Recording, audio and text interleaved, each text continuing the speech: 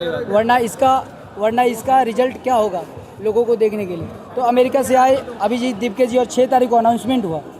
6 तारीख को अनाउंसमेंट हुआ कि यहाँ प्रोटेस्ट होगा और उस प्रोटेस्ट में हम लोग आए थे, जहाँ पे लोग ये सोच रहे थे कि यहाँ पर 25 लोग, 50 लोग, 100 लोग, 200 लोग होंगे। वहाँ पर मैं खुद आया था, कम से कम 5000, 6000 से भी ज़्यादा लोग आए थे। उसके बावजूद भी बीजेपी गवर्नमेंट ने एक भी ऐसा अपना दाव नहीं होगा जो छोड़ा होगा, एक भी ऐसा दाव, चाहे वो अफवाह फैलाने का है। आप लोगों को मालूम है लगभग 12,000 करोड़ का बजट क्या है केवल एडवर्टाइजमेंट पे गवर्नमेंट खर्च करती है। 12,000 करोड़ बजट, सोच कर देखो आप, इतना 12,000 करोड़ अगर हमारे स्कूल पे, हमारे शिक्षा पे अगर लगता, अच्छे चीज़ों पे लगते, तो देश की गति कितनी आगे बढ़ती। 12,000 करोड़ केवल एडवर्टाइजमेंट पे आप खर्च कर रहे हो, तो इससे आपकी समझ में आती है कि आपकी मानसिकता किस लेवल का है।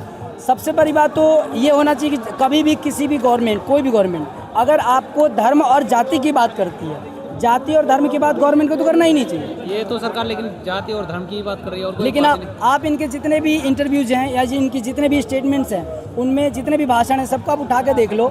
अगर 100 लेक्चर होंगे तो 100 में से लगभग 98 लेक्चर ऐसे होंगे जिसमें या तो हिंदुस्तान पाकिस्तान, या तो हिंदू मुस्लिम, या तो जाति प्रथा, यही इनका चलेगा। भारत माता की जय, जय श्री राम। अब चलिए, आप जय श्री राम तो करते हैं, लेकिन क्या जय श्री राम के नियमों को फॉलो करते हैं आप? मैं खुद कहीं ना कहीं एक सनातन धर्म से आता हूँ और ब्राह्मण समाज से आता हूँ, उसके बावजूद भी हमें घमंड नहीं है कि मैं ब्राह्मण समाज से हूँ। मैं एक हिंदू हूँ, मैं एक सनातनी हूँ, मैं एक भारतीय हूँ। क्यों? क्योंकि कर्म प्रधान विश्व करी राखा, जो जस करई सो तस फल चाखा। तुलसीदास जी ने स्वयं लिखा है कि कर्म से कोई भी इंसान, जन्म से कोई भी इंसान बड़ा नहीं होता, कर्म से बड़ा होता है। तो इंसानियत को फॉलो कीजिए, आप धर्म को आगे मत बढ़ाइए। धर्म के नाम पर जो देश की सच्चाई है, जो देश की शिक्षा है, उसके साथ धांधली मत कीजिए। अगर आप देश की शिक्षा को ही धांधली कर देंगे तो इस देश का भविष्य का क्या होगा? एक अच्छा डॉक्टर कहाँ से निकल पाएगा, एक अच्छा इंजीनियर कहाँ से निकल पाएगा, एक अच्छा आर्मी कहाँ से निकल पाएगा, एक बेस्ट से बेस्ट टीचर कहाँ से निकल पाएगा? तो इसीलिए इस चीज़ की गति को लगभग सब लोग जानते थे, लेकिन हमारे आपके जैसे लोगों के पास इतनी हिम्मत नहीं थी कि डायरेक्ट गवर्नमेंट से आप सवाल पूछ सके, क्योंकि गोदी मीडिया तो वैसे भी पूछने वाली नहीं थी। और यही हुआ कि सीजेपी का जैसे ही पार्टी बना, लोग तो बौखलाए हुए थे पहले से, तुरंत उन्होंने फॉलो किया और गवर्नमेंट हिलना चालू हो गई, तुरंत ट्विटर को बंद कर दिया। हाँ, लेकिन वो सोच रही थी ये चीज़ें ख़त्म हो जाएंगी, लेकिन अभिजीत दिपके जी का ये सलाम करने वाली कहीं ना कहीं बात है। इंडिया की हिस्ट्री उनको याद रखेगी कि उन्होंने कितना बड़ा काम किया है। नेक्स्ट सवाल पूछ। लेकिन बीजेपी तो, अगर बीजेपी से कोई खिलाफ सवाल पूछता है तो वो तो उन्हें आतंकवादी घोषित कर देते हैं, हिंदू नहीं मानते।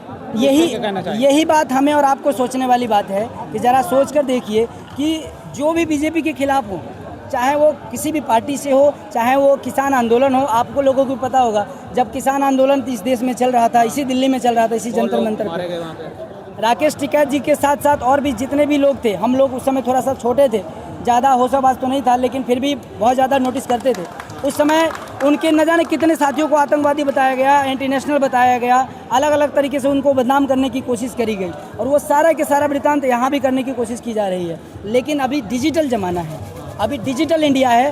गोदी मीडिया अगर बिक भी गई है कोई बात नहीं, हम लोग और आपके जैसे लोग सच्चाई को सामने दिखा रहे हैं, जिससे केवल इंडिया के कोने कोने में नहीं, दुनिया के कोने कोने में बात जा रही है। और हम सभी के लिए शर्म की बात यह है कि हमारा देश का बदनामी भी हो रहा है इस वजह से कि ये भारत की जनता, भारत के स्टूडेंट, भारत के नागरिक, भारत के लोग आज 20-20 दिनों से यहाँ पर हंगर स्ट्राइक पे बैठे हैं। सोनम वांगचुक जी के साथ में अलग अलग संगठनों के लोग भी, बच्चे भी, स्टूडेंट्स भी बैठे हुए हैं, लेकिन गवर्नमेंट को इससे कोई फ़र्क नहीं पड़ता। अरे आप जय श्री राम बोलते हो, आप जय श्री राम का नारा लगाते हो, लेकिन जय श्री राम का जरा भी लक्षण है आप में, दिखता है? आपको मालूम है जय श्री राम का नारा लगा रहे हो आप, जय श्री राम का जीवनी क्या है, राम जी का जीवनी क्या है? अरे राम जी तो वो इंसान थे, राम जी तो वो भगवान थे, वो महापुरुष थे कि सीता जी श्रीलंका में गई थी तो उनके लिए, अगर उनके